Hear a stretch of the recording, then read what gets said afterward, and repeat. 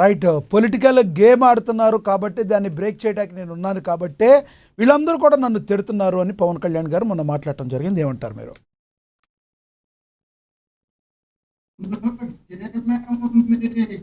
మాట్లాడడానికి అవకాశమే లేదు కదా. సాయి కృష్ణ అనే వ్యక్తిని లాకప్ డెత్ చేసి ఆ లాకప్ డెత్ చేసిన వ్యక్తి తీసుకుపోయి మళ్ళీ శ్మశానంలో బస్ స్టాండ్ లో పెట్టి బూడిద లేకుండా చేసి వాళ్ళ తల్లి పోయి పదే పదే పదే పదే వేడుకోవడమే కాకుండా, అయ్యా నా కొడుకు చంపినారు, చంపింది చెట్టు చంపినారు, కనీసం ఆ బూడిదని ఇవ్వండియా, అస్థికలు తీసుకుపోయి ఎక్కడన్నా నేను గంగలో కలుపుకుంటానని చెప్పి వేడుకున్న తర్వాత దాని గురించి మాట్లాడకపోతేనే మేము తప్పు చేసిన వాళ్ళం అవుతాం తప్ప, మాట్లాడితే అది ఎట్లా తప్పు అవుతుంది, మాట్లాడితే అది ఎట్లా రాజకీయం అవుతుంది? మేము రాజకీయ నాయకులము, రాజకీయ పార్టీ పెట్టుకున్నటువంటి వ్యక్తులము. పవన్ కళ్యాణ్ గారు కానీ కార్యకర్తలు కానీ ఆయన సభ్యులు కూడా మేము మాట్లాడాల్సిన బాధ్యత మాకు ఉంటుంది. మాకు లేకుండా ఎట్టుంటుంది? మేమేం రాజకీయ పార్టీ పెట్టుకునేది వైఎస్ఆర్ కాంగ్రెస్ పార్టీని మాత్రమే కాపాడుకోవడానికి కాదు. రాష్ట్రంలో ఉన్నటువంటి ప్రజలు ఎవరైనా సరే, ఈ రోజు సాయి కృష్ణ అక్కడ ఉండిండొచ్చు, పవన్ కళ్యాణ్ గారితో తిరిగిండొచ్చు, రేపు పానంతో నింటి ఇక్కడ వచ్చిండేవాడేమో చెప్పలేము కదా. కాబట్టి అలాంటి వ్యక్తి మనం అందరం రోజు అనుకుంటాం ఏది రప రప రప అన్నారని. ఆ రప రప క్యాండిడేట్ ఫస్ట్ తెలుగుదేశంలో ఉన్నటువంటి క్యాండిడేట్, తెలుగుదేశం పార్టీ నుండి మొన్న అధికారంలోకి వచ్చిన తర్వాత బయటకు వచ్చి అతను వచ్చి ఆ ఫ్లెక్సీ పట్టుకొని తిరిగినాడు. అతన్ని పరిశోధన చేస్తే పూర్తి తెలుగుదేశం పార్టీ సభ్యత్వం ఉన్నటువంటి వ్యక్తిని జగన్మోహన్ రెడ్డి గారు ప్రెస్ మీట్ లోనే పెట్టి చూపించినారు. అంటే ఈ ఈ విధమైనటువంటి అభిప్రాయం ప్రజల్లో ఉంటుంది. ఆ ప్రజల్లోనూ మనం కాపాడుకోవాల్సిన బాధ్యత రాజకీయ పార్టీగా మాకు ఉంటుంది. వాళ్ళు ఇష్టం వచ్చినట్టు అధికారంలో మేము ఉన్నాం, మా ఇష్టం వచ్చింది చేస్తాం, మేము చెప్పినట్టు నడుచుకోవాలా. మీరు కులాలు మాట్లాడకూడదు, మతాలు మాట్లాడకూడదు, ప్రాంతాలు మాట్లాడకూడదు, మేము ఏమి చేసినా మీరు మాట్లాడకూడదు అనే అభిప్రాయాన్ని తీసుకురావడమే తప్పు కదా. ఇప్పుడు మాకు మేము ప్రతిరోజు కాపులను పెట్టి మాట్లాడించాలనే ఉద్దేశము, కాపులను తిట్టించాలనే ఆలోచన ఏ కోశాలే లేదు. మా పార్టీకి సంబంధించినటువంటి అధికార ప్రతినిధులుగా ఉన్నటువంటి వ్యక్తులు వాళ్ళు ప్రెస్ మీట్ పెట్టినప్పుడు ప్రతిరోజు మాట్లాడుతుంటారు. ప్రతిరోజు ప్రతి సబ్జెక్టు పైన పేర్ని నాని గారు మాట్లాడతారు. ఒక్క పవన్ కళ్యాణ్ గారి గురించే కాదు కదా, చంద్రబాబు నాయుడు గారి గురించి మాట్లాడాల్సి వచ్చినా, బీజేపీ గురించి మాట్లాడాల్సి వచ్చినా, ఎవరు మాట్లాడాల్సి వచ్చినా పార్టీలో ఒక పద్ధతిగా మాట్లాడాల్సినటువంటి వ్యక్తులు, అందుబాటులో ఉన్నటువంటి వ్యక్తులు ఖచ్చితంగా వాళ్ళు ఫాలో అప్ చేస్తారు, మాట్లాడతారు. దాన్ని కాపులు మామూలు తిట్టిస్తారు, కాపులు రెచ్చగొడతారు. కులాల గురించి మాట్లాడితే ఎట్లా బా? కులాలు మతాలు రెచ్చగొట్టండి మీరు, కులాలు మతాల్లో తెలుసుకునేది మీరు, కులాలు మతాల్లో మేమే పేటెంట్ హక్కు మీరు చెప్పుకున్న వాళ్ళు మీరు. మొన్నటి వరకు అధికారంలో మేము ఉన్నప్పుడు దేవుళ్ళను గుళ్ళను మేము పడగొట్టామని చెప్పిన వాళ్ళు మీరు. లాస్ట్ కు మీరే మొత్తం రాష్ట్రంలో ఉన్నటువంటి గుళ్ళు గోపురాలు అన్ని అపచారాలు చేస్తున్నటువంటి వ్యక్తులే మీరు. మీ పార్టీకి సంబంధించిన వ్యక్తులు, తెలుగుదేశం పార్టీకి సంబంధించిన వ్యక్తులు గుళ్ళపైకి ఎక్కి శివుని విగ్రహం పాల్గొడతారు. అదేమయ్యా ఎందుకు పని చేస్తున్నారంటే పూజారికి నాకు సరిపోలేదు పాల్గొట్టినామంటారు.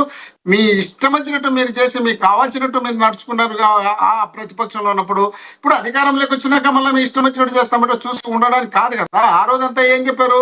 30,000 మంది మహిళలు తీసుకుపోయి అక్కడో ట్రాన్స్ఫర్ చేసినారు. ఎవరు? వీళ్ళు వాలంటీర్లు అని చెప్పినటువంటి పెద్ద మనుషులు. మాకు కేంద్రం మా చెవిలో నిఘా సంస్థ వచ్చి చెప్పిందని చెప్పినారు.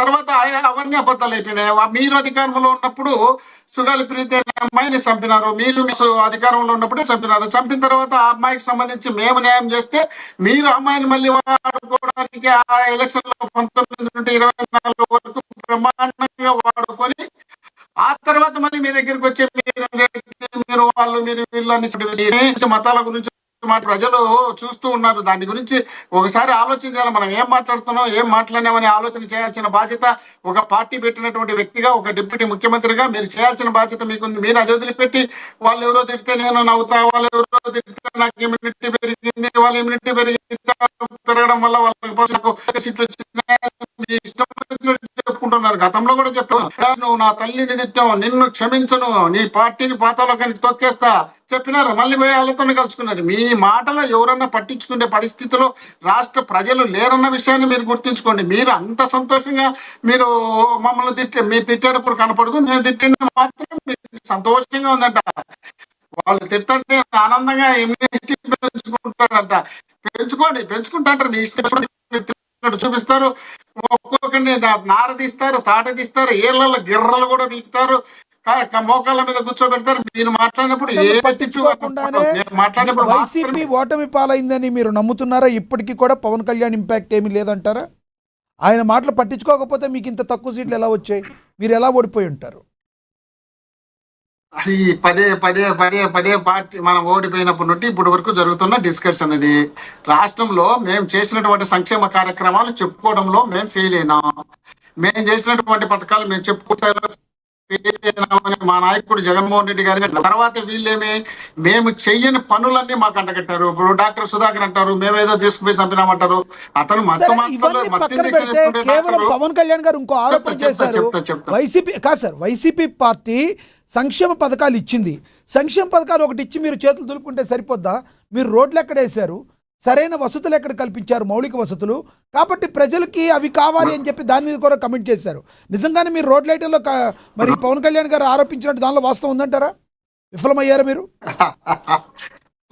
మీరు నేను అందరం చూడంగా పవన్ కళ్యాణ్ గారు అక్కడ ఏదో పోయినారు అడవులకి పోయి రోడ్డు చూపించినాడు. రోడ్డు చూపించి పిల్లల్ని ఎండలో నిలబెట్టి ఫోటో తీయించినాడు. ఫోటో తీయించి నిలబడి వాళ్ళు ఇబ్బంది పడుతుంటే ఆయన బలవంతంగా ఫోటో తీయించినాడు. తీయించిన మరుసటి రోజే తీర్చి ఇట్లా పైకి పారతో తీస్తుంటే లేచిపోతుంది. ఇది లేచినటువంటి రోడ్లు. చంద్రబాబు నాయుడు గారు 14 నుండి 19 వరకు అధికారంలో ఉన్నప్పుడు కేవలం నాశనకమైనటువంటి రోడ్లు వేసి వీళ్ళకి కావాల్సినట్టు డబ్బులు దండుకొని కాబట్టి ఆ పాడైనటువంటి రోడ్లు మీరు బాగా గమనించాల్సిన అవసరం ఉంది.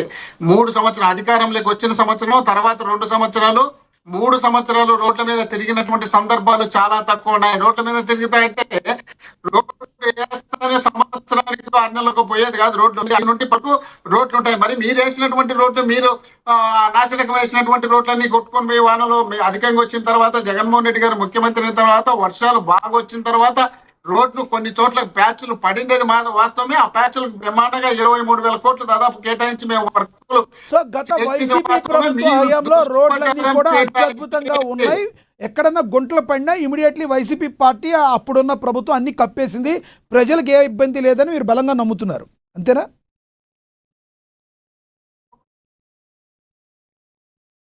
మోహన్ రెడ్డి గారు మేము రోడ్లు బ్రహ్మాండంగా లక్ష్మణ్ చెప్పండి. వాళ్ళు అధికారంలో ఉన్నప్పుడు రోడ్డు సక్రమంగా చేసి ఉంటే అది దెబ్బతినేది కాదు కదా. వీళ్ళు చేయడమే నాశనకమైనటువంటి పనులు, డబ్బుల కోసం పనులు చేస్తుంటే కాబట్టి వీళ్ళు పూర్తి స్థాయిలో ఫెయిల్ అయినారు. కాబట్టి ఆ ఫెయిల్ అయిన రోడ్డు తాత్కాలికంగా పనిచేసినాయి తప్ప పర్మనెంట్ గా పని చేయకుండా పాడు చేసి పెట్టారు. కాబట్టి ఆ పాడైన రోడ్లను తీసుకొచ్చి మా మీద పెట్టి చూపించినారు. కాబట్టి వీళ్ళకి కావాల్సిన చోట అవసరం వచ్చే రాత్రులు వీళ్ళ కార్యకర్తలు రోడ్డు ఆ రోజు ఎత్తి మాకు చూపించి చేసినామని చెప్పి వీళ్ళకి కావాల్సినటువంటి ఛానళ్ళు, వీళ్ళకి కావాల్సినటువంటి పార్టీలు, వీళ్ళకి కావాల్సినటువంటి అనలిస్టులతో బ్రహ్మాండంగా దుష్ప్రచారం చేయించినారు. కాబట్టి వీళ్ళు చెప్పినట్టు మీరు చెప్పినట్టు ల్యాండ్ టైటిల్ యాక్ట్ అనేది మన కేంద్ర మంత్రిగా ఉన్నటువంటి పెమ్మసాని గారు బ్రహ్మాండమైనటువంటి యాక్ట్ మనకి ఇంత నిధులు ఇచ్చినారు